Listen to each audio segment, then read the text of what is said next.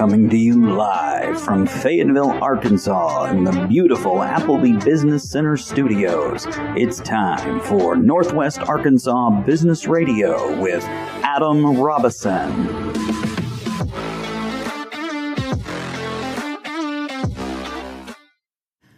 Good afternoon, everybody. My name is Adam Robison, your host for Northwest Arkansas Business Radio, right here at Northwest Arkansas Business Radio X. I'm so glad that you joined us for our conversation today, as we have a young man in studio today that is on his way with a very interesting business idea. I think you're going to find it peculiar just as I did. It's my privilege today to introduce Jacob Allred to the program. Jacob, go ahead and say hello to our audience and tell them a little bit about yourself.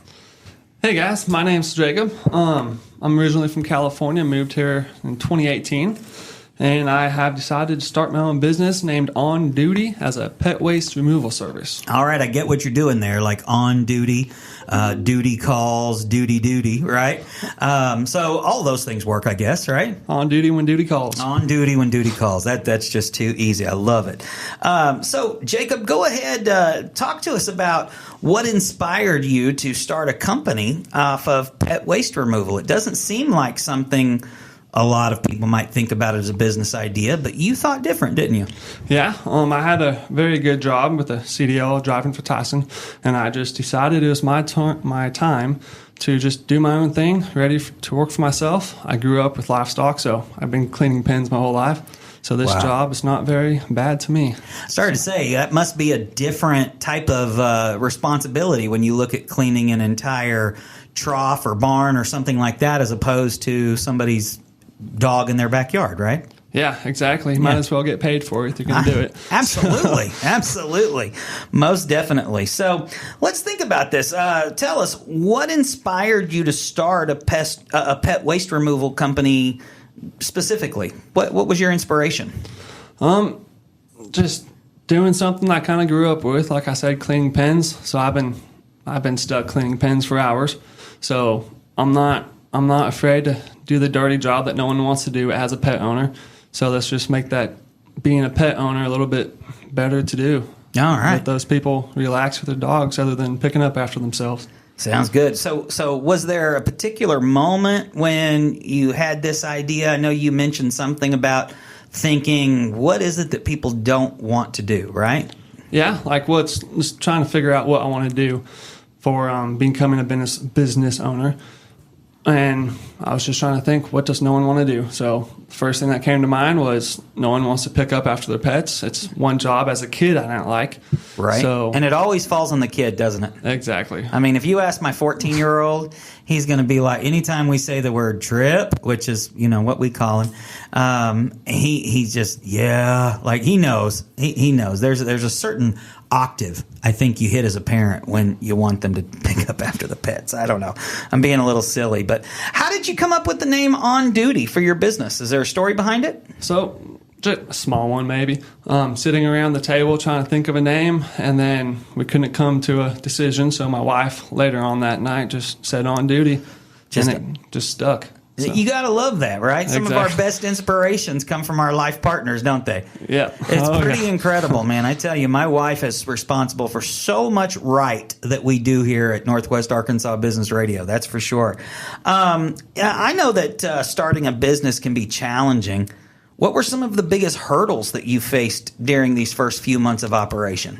I would say trying to get some customers. I've been door knocking. I've knocked on so many doors, and I only got a few customers out of it. Mm-hmm. But joining the local groups in Northwest Arkansas, such as Chamber of Commerce, just recently joined that. So I would say that just going up in front of people and talking to them and just really trying to get my name out there. Mm-hmm. I would say that's been the hardest part. Having to overcome being shy, talking in front of people. It's tough, isn't it? At first, yes. Yeah, it's tough. I know. I've been a platform speaker for 30 years. I've been a part of a handful of businesses and high ups and whatnot. I still find going to networking meetings a little difficult sometimes. Like I'll get a little nervous and whatnot. And these are my friends. when I first started going into networking, it was difficult for me to even walk in the room. I was a little afraid to. Yeah. How do you handle that nervousness when you walk into that room and you know that, hey, I've got a niche business idea. Some people are probably going to make fun of the name just because, it's dog mess, and so they just might. How do you deal with that anxiety that you feel on the inside? Well, I would say any type of advertisement is good advertisement. Yeah. Saying the name on duty, it kind of catches. But my first event I went to, there was a guy who just kind of took me in, let me sit at the same table as him, and just started talking to me.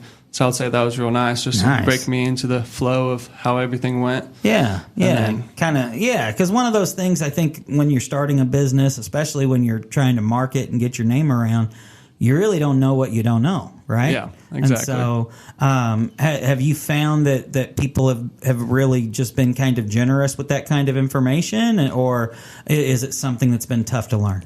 Yeah, I would say going to these groups, you're the new guy, so everyone wants to come talk to you. Yeah. So it kind of just really helps break you into the flow of everything. Okay. And just the name's so catchy. Everyone wants to know what it's like or what it is. Yeah. So I know you said that you've looked around for people who have similar business ideas. You've looked around for competitors, but you say those are just kind of difficult to find.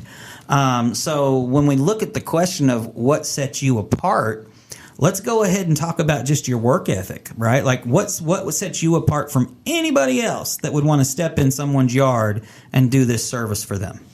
Well, for example, the job, it's just to pick up the animal waste. For example, one job, I finished the job, and then as I was about to head out, I noticed that the storm just blew a bunch of trash from the neighbor's house in the yard. So I just walked through and pick it up. I thought it was kind of just like the common thing to do since it's my customer. Why not? But they told me that no one else would have done this for them. Yeah. And I was kind of shocked at that. Yeah. But just company to company, one thing that sets mine apart is that I'm local. I'm not a chain. Because there's other companies here that are a chain, and I'm doing everything myself. I don't have people doing it for me. Wow. I'm doing all the advertisement. I'm doing all the getting my face out in front of people, getting the name in front of people. And I would say that's the biggest struggle with everything. I would imagine so. Have you given some thought to what things might look like once you are large enough to support a supporting cast around you? Yeah. I'm excited for that. I just got to keep working hard and keep getting the name out there, telling people and showing people why we are the best other than everyone else. But I would love to be able to hire people when I can. Okay. Spend more time with my family right now. Oh, yeah, very good. I know we're all after a work-life balance. And, and unfortunately for an entrepreneur, sometimes a work-life balance doesn't always exist the way we would want to, right? Now, exactly. Let's talk about your family, because you've got a new baby at home, right? Yes, sir. All right. Absolutely. And what's his name? So his name is Callaway with an O, just like the golf, but it's an O. Callaway cool. Titus J. Allred. Oh, nice. That's a great name. Where did you guys come up with the name from? Callaway, my wife she used to be a teacher, so one of her students was the name Callaway. Wow. Titus, that's a book in the Bible I wanted from middle school, sitting around the table, Bible time. And then Jay was my grandpa's that both passed away. And then my last name, Allred. Wow. So. All right. What's life been like starting a business and having a new baby all at the same time? It's been pretty difficult, I would say, especially just being away from him that long. Sure. I would say I'm more used to it now, but just trying to get done at the job, but still do good and go home and see him. Yeah. So. Yeah, those babies, man, I tell you, it's the best it's ever going to be. For speaking from a guy who's got 5 kids and 4 of them are out the door, one of them's 14, he's still living at home. But I'm telling you, man, those babies, they're amazing, and they're the very best they're ever going to be, because once they learn how to talk and learn how to drive, the whole game changes, man. It's totally different. But anyway, congratulations on your son. I love that. Thank you. And that's fantastic. Let's see. How you mentioned when we were talking before we went on, and I think you've even mentioned it since we got on the air, you spent your time as a child kind of cleaning out pens and you're used to cleaning up big animal messes, right? So are these the past experiences that have kind of led you? Let me try this again. How is your past experiences in that? And then you were a travel lacrosse player as well. So we know that you've got some integrity and responsibility. You can play on a team.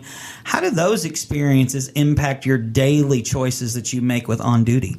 Yeah, I would say for sport-wise, being a leader on the defensive side for lacrosse, and you just have to basically say how everything's going to go and take a stand with how everything has to go and make sure it happens, hold everyone accountable. And I feel like with that right now, it's me making myself accountable for everything I do, making sure I get up and go out there, making sure I do everything that needs to be done and not stopping until it gets done. But you said also cleaning pens. It's just getting dirty with what needs to happen. Grew up with goats and lambs, so we wouldn't clean pens until it needed to be done, but usually it's like a foot and a big old, probably like 500 square foot pen. So it would take you all weekend or all day, depending on how many people you had. So it's a long day. So the only frame of reference I have, I don't actually own goats and what else did you say? Lambs. But my mother-in-law has a mess, probably over 20 different goats, and then she's got like some miniature donkeys and whatnot, and they're all in this pasture.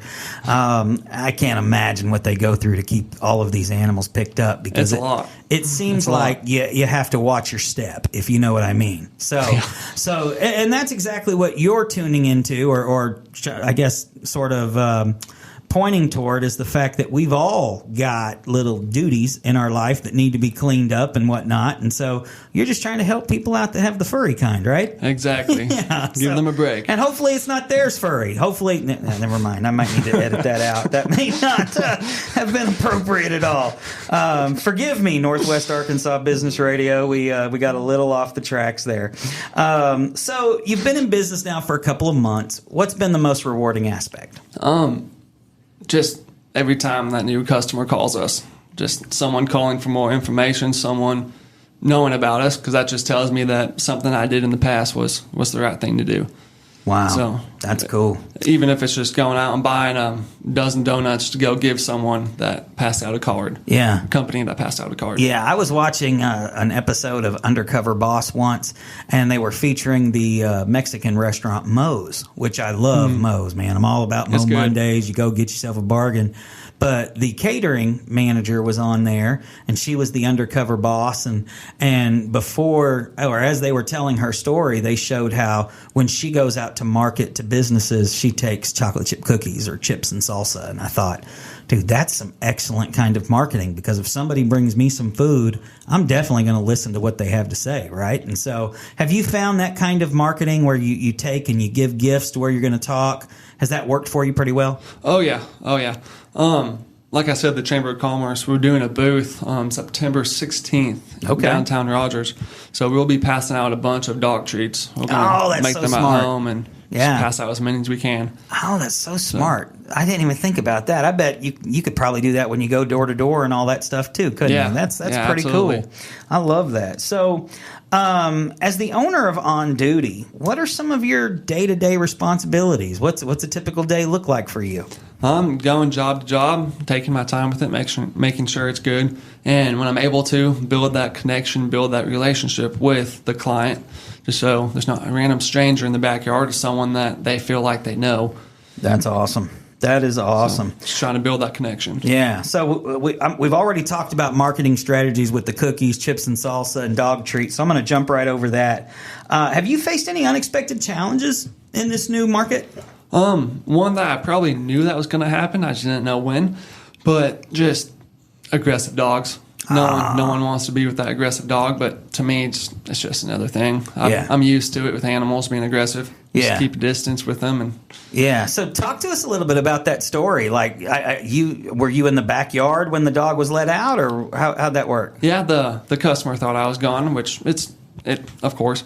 And I'm back there cleaning, and she thought I was gone, so she let all the dogs out. And then wow. The second the dog saw me, started barking, I just kept the rake at a distance, keeping distance between us, and she felt so bad. And I'm just like, it's not that big of a deal. It happens. Wow. So I'm not worried about it. So even in times where your very life could have been threatened, I mean, for all we know, we don't know how mean that dog was, you were still able to keep yourself about you, your poise, and keep a distance between you and the dog, right? Yeah, it sounds like neither one of you were hurt, which is best case scenario.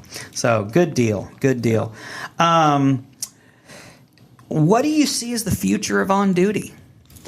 I'd love to be able to grow this business to be the biggest pet waste removal service here. I'd love to also, when we're able to branch out to bigger livestock and just grow in every field within this industry and just be able to hire people. I'd love to be able to be a boss of 3-4 different people. Yeah. So it's still small, but in this area, I feel like that would be very big. Yeah. So have you thought about what your business looks like when there's 3 or 4 of you running around dealing with clients and all this stuff? What are you ready to face those kinds of leadership challenges? Absolutely. I feel like one thing I've learned from different jobs is that you can't hold people to the same standard you hold to yourself, or else you'll always be like let down. So I feel like with that, it's just not making people to the same standard as you, but just encouraging them to be able to do the best within themselves. Because if they're doing the best they can do, your company will excel. Yeah. Well, Jacob, it sounds like you're an awesome young man, got a great family. What's your wife's name? Lauren. So it's Jacob, Lauren, and Callaway, right? Yes, sir. That's a great name, man. That's like a power name. I love it. Jacob, you've done a great job explaining your business and what you do. Why don't you tell our audience how they might get a hold of you or find out more about you should they be interested in your services? Yeah, absolutely. Really, if you want our service, it's just going to be the type of people who they just don't have the time for us, or they don't have the time to pick up after their animals, which I get it. Life gets to you. To be able to get a hold of us, you can contact us on Facebook at On Doody. It will be the poop emoji for the symbol. Okay. And you might see me driving around town. I have the poop emoji on my truck.